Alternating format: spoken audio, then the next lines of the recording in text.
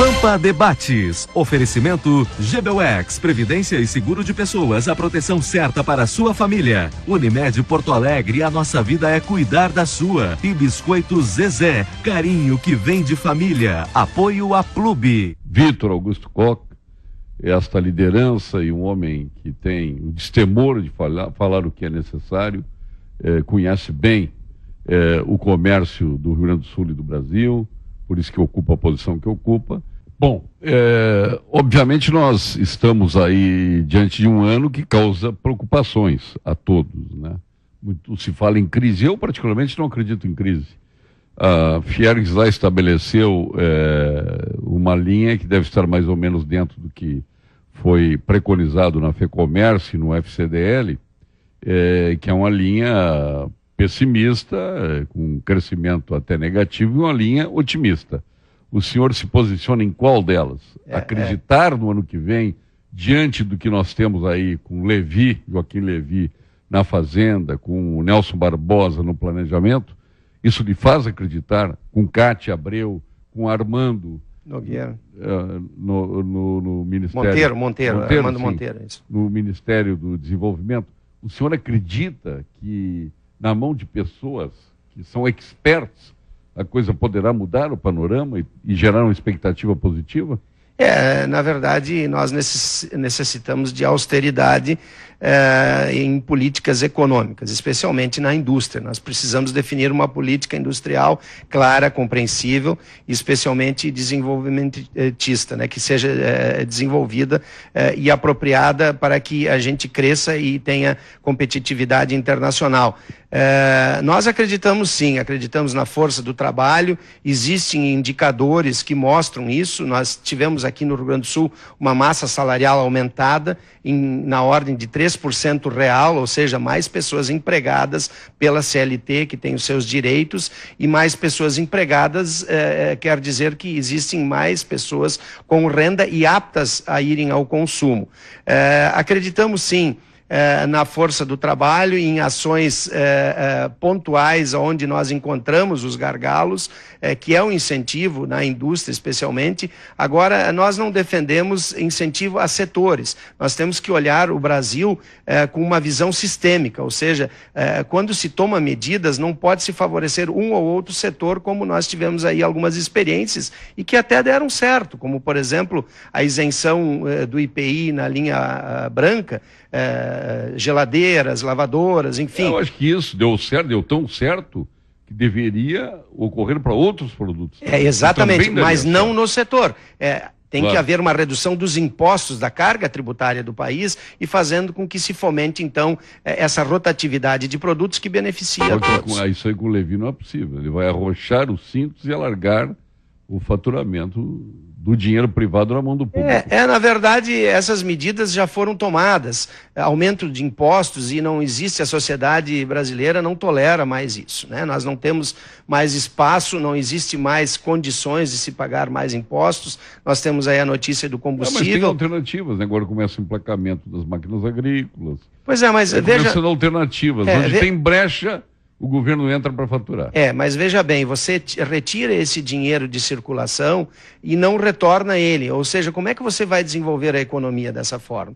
Se retém altos... Sabe o que é? A indústria do emplacamento vira um concorrente do comércio. Exatamente. E desemprega no comércio. E muitas vezes, isso Paulo, é um absurdo. Nós andamos no estado do Rio Grande do Sul e pelo Brasil, e onde nós falamos o seguinte, a competitividade ela é globalizada, e hoje o seu concorrente não é mais aquele que vende o mesmo produto que você, mas é uma agência de viagem, é uma TV por assinatura, enfim, a concorrência geral. O emplacamento agora, por exemplo, de tratores, tratores que às vezes nem documentos não têm de origem, que são adaptados, fabricados de forma artesanal até, que servem para pequenos agricultores, exigindo. Não é este o caminho de desenvolvimento. Eu pegaria a minha Imperador lá da Stara, com uma envergadura de 6 metros, passear na cidade, tem placado. Entra a cidade, tem que maravilha, né? Já não se anda mais no trânsito, né? Vamos passear na cidade. Eu acredito que o Brasil, ele necessita de medidas sérias, especialmente estratégicas, quando se fala especialmente da locomoção das pessoas, né? Você sabe, nós fomos à Alemanha e vimos como que funciona lá o transporte público. Nós temos espaço para isso, para revitalizar, por exemplo, as linhas férreas. Eu moro lá em Três Coroas e há 45, 50 anos atrás ia um trem de Porto Alegre a Canela. Lá em Várzea Grande ele tinha que manobrar porque não tinha força para puxar os vagões, subia de ré.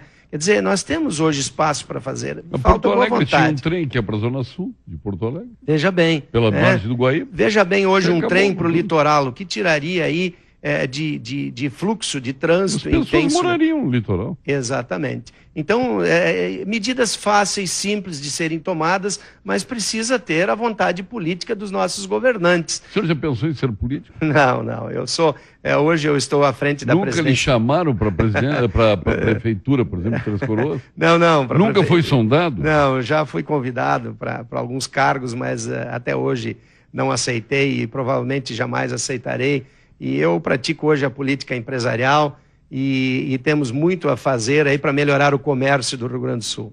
O senhor é gremista ou é colorado? Colorado desde o nascimento e pretendo, assim, terminar os meus dias aqui nesse mundo. Desperdício uma rica cara de gremista que o senhor tem, presidente. Essa é a sua impressão, mas colorado da gema é campeão de tudo. Tá bom.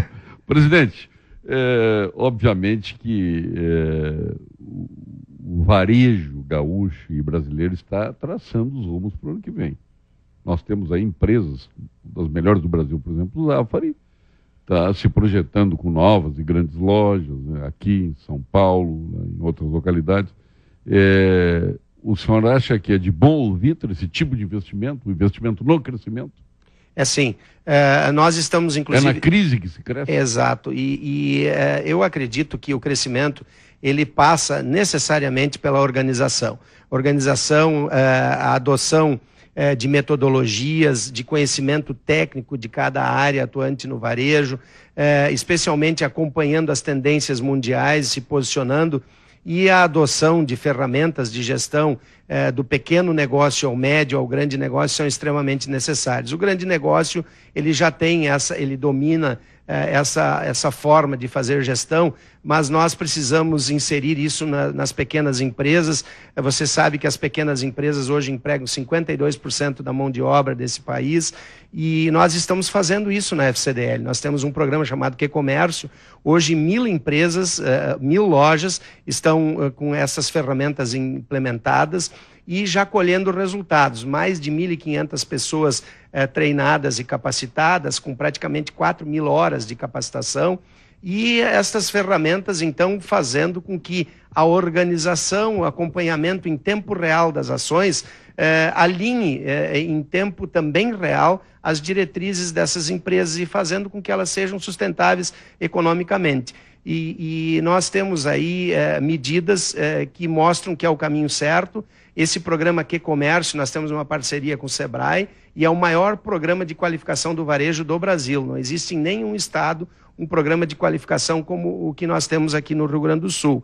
O que nós temos ainda uma certa dificuldade, Paulo Sérgio, é a questão da sensibilização do pequeno empresário que acha que ainda as coisas são feitas como eram feitas há 20, 30 anos atrás. Hoje, você precisa medir em tempo real as suas ações, porque se você não tem essa métrica, você continua errando, e o seu concorrente que está mais organizado, ou o grande varejo, como você mencionou, ele se adianta e toma esse seu cliente, né? E, consequentemente, então, nós temos um problema social, porque essa empresa tem dificuldades financeiras, de solvência, né? E muitas vezes fecha, criando aí um passivo que prejudica o governo, que prejudica as pessoas e toda a sociedade. Tem que passar pelo processo de profissionalização, né? Eu fui no interior, outro dia me abismei ainda. Tem locais ainda com velho caderno, né? É verdade. As fichas são pequenas localidades que eu vi com aquele caderninho ainda. E isso acontece mesmo, né? E às vezes nem caderninho, vai na lembrança. Nada mais é que o crédito, dar crédito a alguém. Exatamente. E cobrar sem juros, né? E hoje você sabe... Hoje está organizado, tudo isso, é sistemático, né? O processo de concessão de crédito. Hoje nós temos várias ferramentas, por exemplo, que faz essa análise, e agora há pouco tempo o Supremo também digamos assim, deu legalidade a uma ferramenta que nós temos, que é o Credit Score, que você acompanha o comportamento durante alguns anos desse consumidor e em cima desse comportamento você libera mais ou menos crédito para essa pessoa. Mas o que eu iria lhe dizer, e que você conhece muito bem o Rio Grande do Sul, como a Rede Pampa está em todo o estado e tem abrangência também no estado, nós temos hoje, por exemplo, 329 cidades que dependem do agronegócio e da cultura da soja. Em muitas dessas localidades, a venda é feita justamente na base da confiança, no caderninho, e muitas vezes nem o caderninho, só na lembrança, às vezes nem anota numa folhinha do caderno. Então é isso que nós estamos trabalhando, na profissionalização do varejo, na implementação de ferramentas e fazendo com que os negócios sejam sustentáveis economicamente. Quando nós, empresários, falamos em sustentabilidade, o primeiro foco tem que ser dado à sustentabilidade econômica, que é a razão da existência de um negócio. Nós temos que ter lucro. Caso contrário, nós não podemos fazer a sustentabilidade, praticar a sustentabilidade social e muito menos ambiental. A responsabilidade social não é coisa que se transferiu do poder público à iniciativa privada, como um passo de mágica, né? Se não abraçar a iniciativa privada, nada acontece. Agora, o que o senhor acha das licenças, né? Hoje é um sufoco. PPCI, então, tá...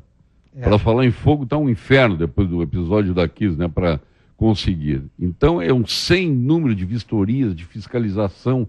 No comércio é uma loucura. Impressionante. Quando deveria existir uma unidade, deveria ser um fiscal para fazer tudo. Não.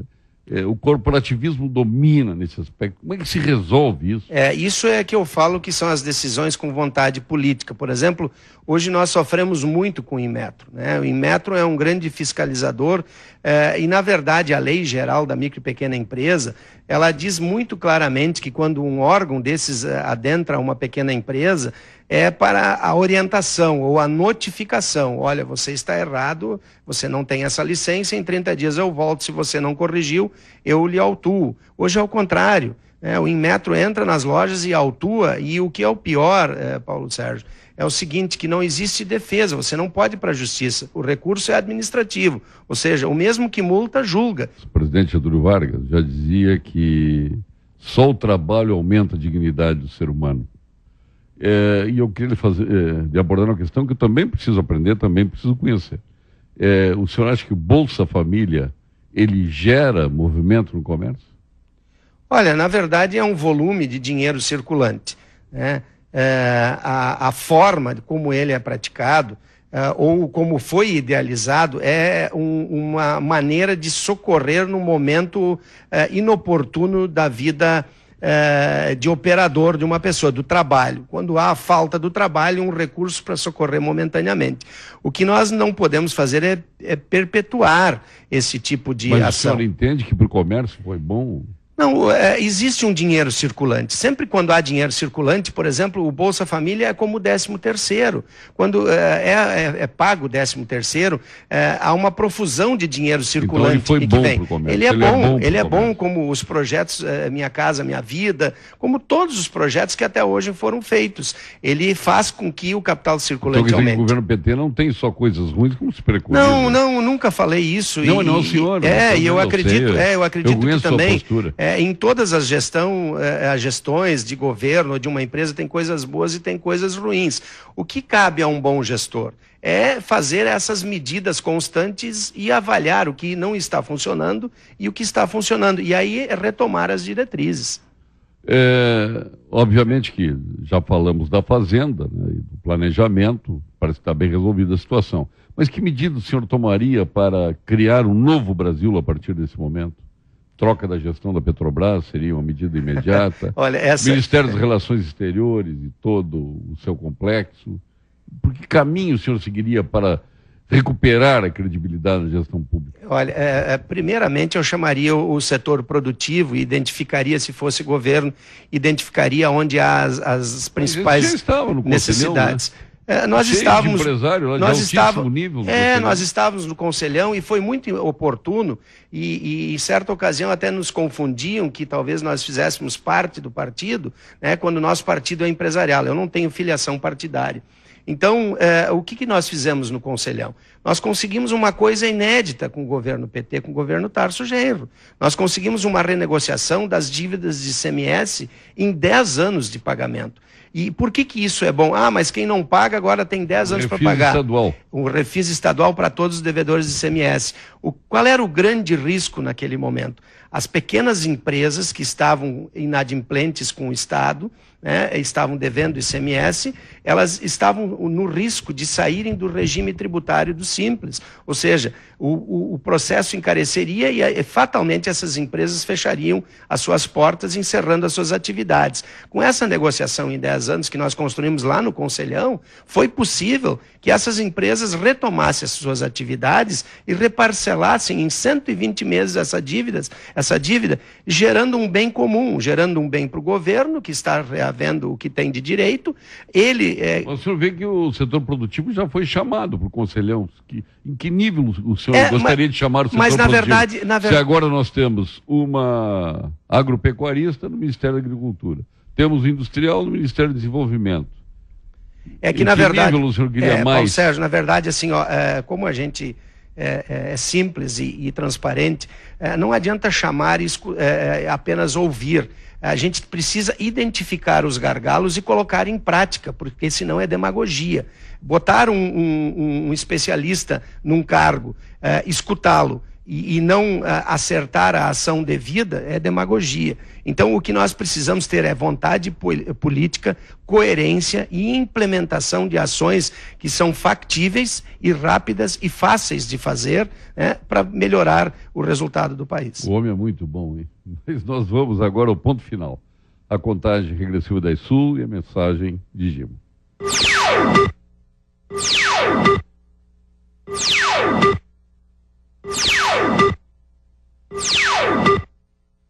Ponto final. Oferecimento Produtos Gimo, qualidade comprovada. Retornamos para o ponto final com o Vitor Augusto Koch, nosso presidente da FCDL, que há poucos dias deixou o Sebrae. Mas qual foi o seu melhor momento do ano e o seu pior momento no ano que passou, de 2014? Olha, na verdade, pior momento eu não lembro. Não lembro e os momentos do ano 2014 foram muito bons, Paulo. Dificuldades... Especialmente na Alemanha, Nug, o senhor teve o prazer de conviver comigo aqui. É verdade. Eu lhe parabenizo pela companhia que o senhor tinha lá. Verdade, muito boa companhia, muitas orientações, aconselhamentos, né, em Hannover, e nós aprendemos juntos, né, olhando aquela grande feira. E eu sempre falo, né, que em Hannover, além de todas aquelas movimentações... Foi a Nuga, né? Este ano não fui a Isso, a Hannover, mas em Hannover, especialmente, que são especialistas em feiras, nós temos lá um ponto o nosso a ser amigo visitado. Constantino, que promove, um grande empresário, uma visão estratégica e muito importante. Lembro quando ele começou. Na primeira participação dele, eu fui a Nuga com ele. E eu sempre cito, viu, Paulo Sérgio, lá em Hannover, a visita à prefeitura. Na prefeitura, um grande prédio, como tudo é lá na Alemanha também, nós temos 4 maquetes lá. Até nos placares, né? O 7-1 não foi um mau momento para o senhor, não? É verdade, foi um péssimo momento. Mas, na verdade, o seguinte, lá na prefeitura nós temos 4 maquetes, né? Uma quando Hannover era uma vila, depois Hannover já como uma cidade polo, e a terceira, Hannover completamente destruída, inclusive a igreja, né, na Segunda Guerra Mundial. E a 4ª maquete é aquela metrópole que nós vemos hoje. Então, o que nos mostra isso? Que tudo é possível, basta ter boa vontade, planejamento, né, e especialmente tomar decisões estratégicas, vendo experiências que deram certo. Você viu na Alemanha, nós vimos quando levamos os agricultores, os pecuaristas para a Nova Zelândia e para a Austrália, copiar modelos que deram certo e ajustar as nossas peculiaridades no país. Então, 2014, se me perguntasse, eu acredito que foi um ano muito bom. A Copa deu resultado negativo em vendas? Deu, e foi assustador. Mas também existe um grande ganho. A forma como nós, gaúchos, recebemos os turistas, os visitantes, causamos uma excelente impressão. Encontrei alemães no aeroporto que ficaram maravilhados com o nosso atendimento, a nossa qualidade de vida. E isso, o que resulta? Resulta um ganho para lá na frente nós recuperarmos essas vendas que nós perdemos. Então, vamos lhe franquear aí, o senhor tem um minuto aí para se dirigir ao público do Rio Grande do Sul aí nas nossas 4 geradores de televisão, 106 retransmissoras. O senhor fala para o Rio Grande. Olha, agradecer a todos, especialmente essa oportunidade, dizer que há jeito sim, se os economistas dizem que será um ano apertado, mas nós estamos acostumados a trabalhar no Rio Grande do Sul, especialmente. O nosso estado é um estado que tem tradição do empreendedorismo. Nós, à frente do Sebrae, nesses 4 anos, nós criamos várias ações. Nós fomos considerados 3 anos consecutivos, desde que o Sebrae Nacional adotou a metodologia da Fundação Nacional da Qualidade, o melhor Sebrae do Brasil. Nós temos hoje recursos, basta o empresário de pequeno porte procurar o Sebrae, que tem ferramentas que irão ajudar muito no desenvolvimento dos negócios. Acredito na força do trabalho, acredito na organização, especialmente no planejamento, onde a gente consegue visualizar cenários futuros. Desejo um 2015 de muita sorte, de muita felicidade e de bênçãos de Deus a todo mundo. Obrigado ao presidente da FCDL, Vitor Augusto Koch, esta liderança e um homem que tem o destemor de falar o que é necessário, conhece bem o comércio do Rio Grande do Sul e do Brasil, por isso que ocupa a posição que ocupa. Mas, antes de encerrar, o senhor vai levar biscoitos, Zezé. Uma homenagem aqui a José Sartori, José Paulo Cairoli e José Fortunati, por que não também, né? É tudo Zé aqui no Rio Grande do Sul agora. E o nosso José Carlos Denardi, né? O nosso chefe do Estado-Maior das Forças Armadas Conjuntas, e poderá ser o chefe do Exército Brasileiro agora. Olha aí, boas notícias. Nos próximos dias, boas notícias. Muito bem, muito obrigado. Obrigado, presidente, recebendo biscoitos Zezé desta indústria de Pelotas que orgulha todos nós, está nas gôndolas de todos os mercados do Brasil. Boa noite.